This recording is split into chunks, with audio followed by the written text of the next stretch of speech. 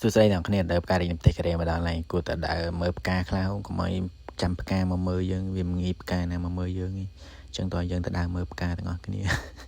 ផ្ការដូវផ្ការីនៅការ៉េមួយអាទិត្យយ៉ាងយូរ2អាទិត្យហ្នឹងអស់ហើយដោយសារអីគេផ្កានៅការ៉េគឺជ្រុះលឿនរិចលឿនប៉ុន្តែហើយរយក៏លឿនហើយសាក់ភ្លៀងមកមេមកជ្រុះផ្កាជ្រុះអីអស់ហ្នឹងហើយអញ្ចឹងហើយត្រូវទៅដើរមើលហើយវាតន់រដូវផ្ការីកមួយសប្តាហ៍2សប្តាហ៍ជាពិសេសហ្នឹង cherry blossom ហ្នឹងគឺជ្រុះលឿនហ្មងនៅកូរ៉េអត់សូវមានផ្កាពណ៌បែប pink ដូចនៅជប៉ុននេះប្រភេទជាផ្កា sakura នៅកូរ៉េពីច្រើនមានតែ cherry blossom ពណ៌រឹងសអញ្ចឹងឯងប៉ុន្តែច្រើនខ្លាំងមែនទែនបើពណ៌បែបផ្កាឈូកអីហ្នឹងមានម្ដងឯងប៉ុន្តែសស្អាតនៅពេលដាំតាមសងខាងផ្លូវតាមអីចឹងទៅវាមានច្រើនពណ៌ច្រើនអីចឹងគឺស្អាតពីច្រើនមានតែពណ៌សហើយនឹងពណ៌